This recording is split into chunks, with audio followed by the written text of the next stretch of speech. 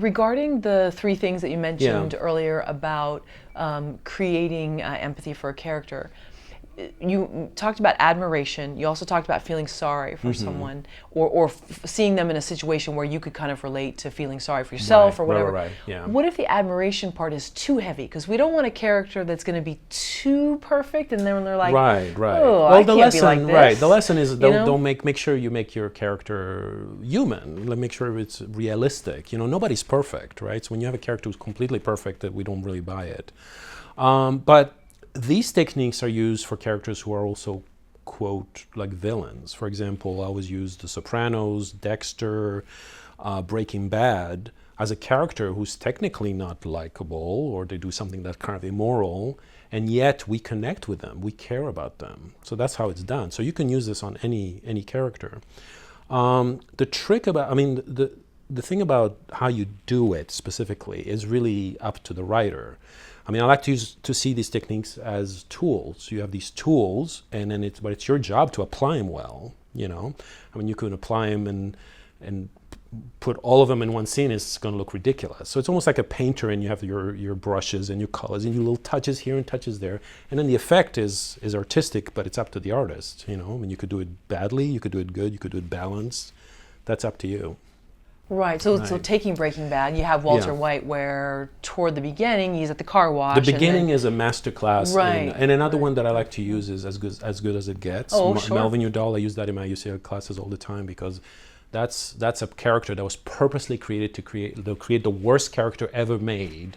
Right. The most disliked character in New York who falls in love with the most liked, sweetest waitress. That was kind of a romantic comedy in that vein. And I thought, when you see the first 10-15 pages of As Good as It Gets is a masterclass in that, because he's doing things that are like horrific. Right. They always say do not harm an animal, and he's there throwing the dog down the chute.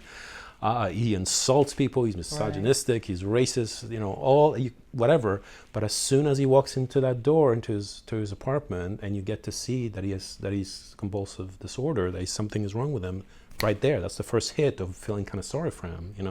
Somebody could be totally bad, but when you find out they're sick, it's part of us to feel kind of sorry and kind of connect. And then there's the whole thing with the dog. Despite the fact that he threw the dog down the chute, the dog likes him. Yeah. So that's another thing. And then he takes care of it, so that's another thing. So gradually we get to really like him and connect despite his flaws.